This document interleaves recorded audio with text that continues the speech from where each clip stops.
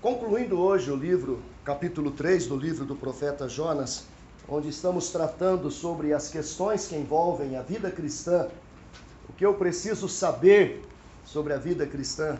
Vimos em primeiro lugar que a vida cristã ela é necessariamente difícil, porque ela implica em renúncia, negue-se a si mesmo, implica em sacrifício, tome a sua cruz, implica em perfeição, siga-me, seguir aquele que é santo, que é perfeito, e é isso que Deus espera da minha, da sua, da nossa vida, de todos aqueles que são discípulos de Jesus Cristo.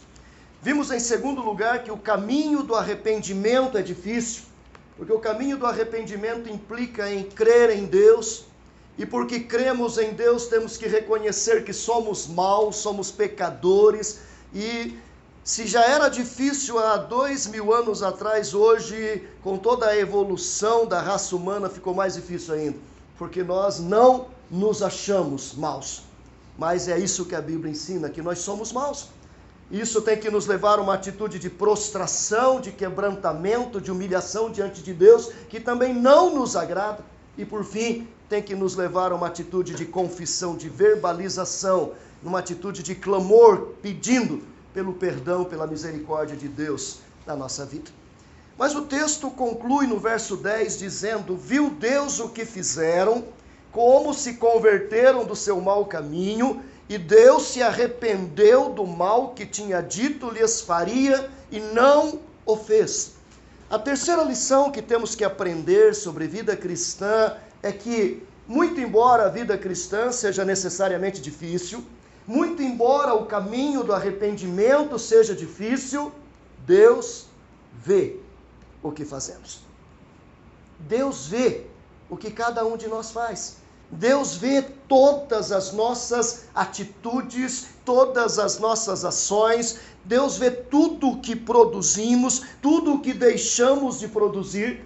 Deus vê tudo o que está do lado de fora e também Deus vê aquilo que está do lado de dentro. Não apenas as ações, mas também as intenções e as motivações do nosso coração naquilo que produzimos e naquilo que realizamos.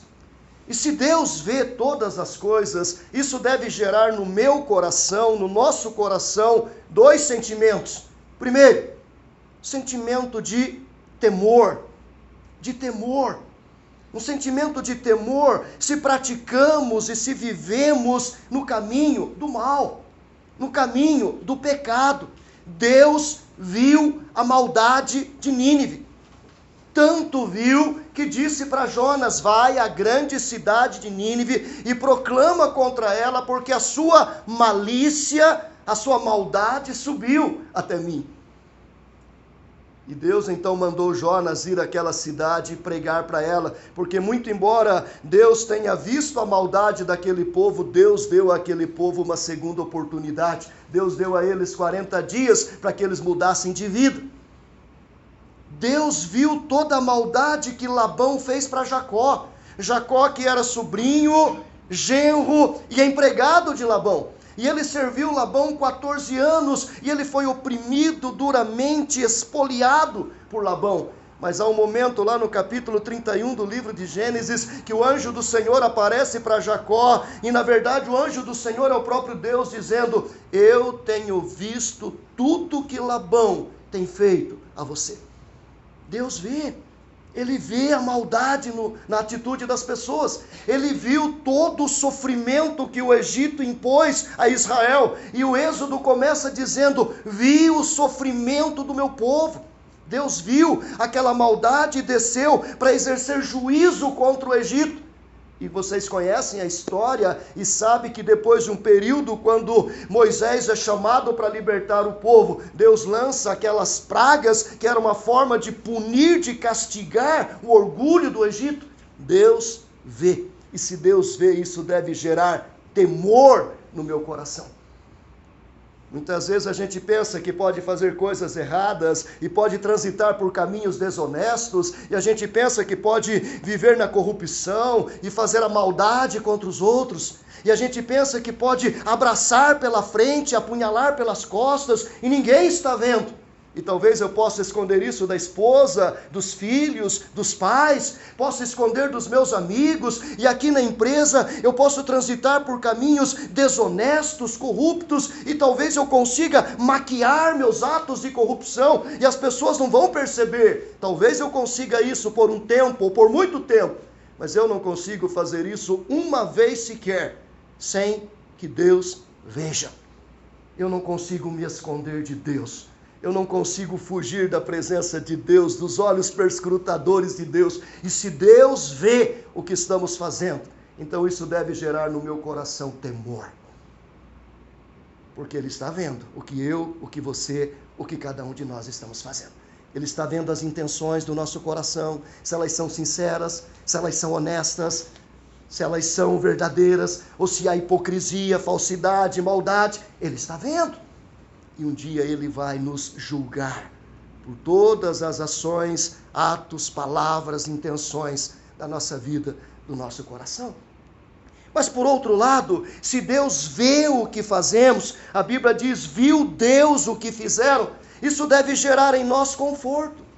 Conforto. Sim, se eu estou transitando pelo caminho do bem, se a minha vida é uma vida honesta, íntegra, uma vida justa, onde eu renunciei a mim mesmo, tenho tomado a minha cruz e procurado seguir as pegadas de Cristo, isso deve gerar no meu coração conforto. Por mais dura que seja a caminhada cristã, por mais opressões que tenhamos que passar, por mais que inimigos se levantem contra nós, porque se levantaram contra Cristo, e por mais que seja espinhoso o caminho, pedregosa a jornada, isso tem que trazer conforto no meu coração, porque Deus está vendo.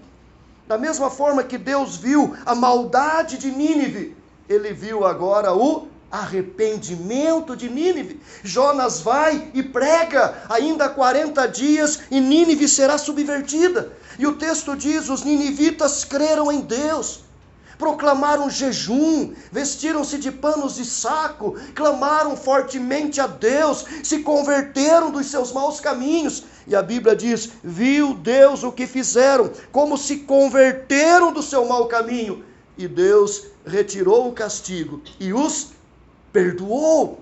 Deus viu que aquilo não era uma encenação, não era um show. Eles não fizeram um show nacional, uma encenação pública de arrependimento, apenas vestidos exteriormente de saco e prostrados no meio da praça para enganar Deus, porque eles poderiam com esta atitude enganar os homens, mas não poderiam enganar Deus, porque Deus estava vendo o coração de cada um deles.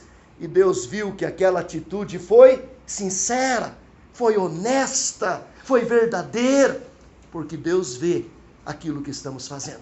Isso traz um profundo conforto ao meu coração. Talvez pessoas aqui estejam lutando numa vida honesta, numa vida íntegra, numa vida de dedicação, e talvez o seu marido não veja e não reconheça, talvez a sua esposa não veja e não reconheça isso, talvez seus filhos nunca te aplaudiram pela sua devoção enquanto pai, enquanto mãe. Talvez o seu chefe, diretor, supervisor não compreenda a sua dedicação no trabalho. Talvez pessoas se levantem contra você para derrubá-lo, para enganá-lo, para caluniá-lo, e você está sofrendo com isso e pensa, caramba, eu estou sozinho, eu me esforço, eu luto e as pessoas se levantam contra mim. Não, você não está sozinho. Tem um Deus no céu que está vendo o que você está fazendo, a sua firmeza, a sua integridade, a sua honestidade. Nós temos aqui nosso reitor, e talvez ele lute para melhorar a faculdade, a universidade, talvez tenha dificuldades, talvez enfrente conflitos nesta batalha, e às vezes ele se sente angustiado. Saiba, Deus está vendo a sua honestidade, a sua sinceridade, a sua devoção, sua com o vice-reitor, com os decanos, com os diretores de unidades, com toda a sua equipe. Deus está vendo. E no momento certo ele desce, como desceu para Jacó, dizendo, eu vi tudo o que Labão fez contra você, e agora eu vim para libertá-lo. E Deus transfere a riqueza de Labão para Jacó, e ele vai embora para sua terra riquíssima. Ele desce para libertar Israel, porque ele viu a opressão do Egito, e ele desceu para libertar o seu povo, e ele tira o povo do cativeiro da fornalha de fogo, e o coloca na terra prometida.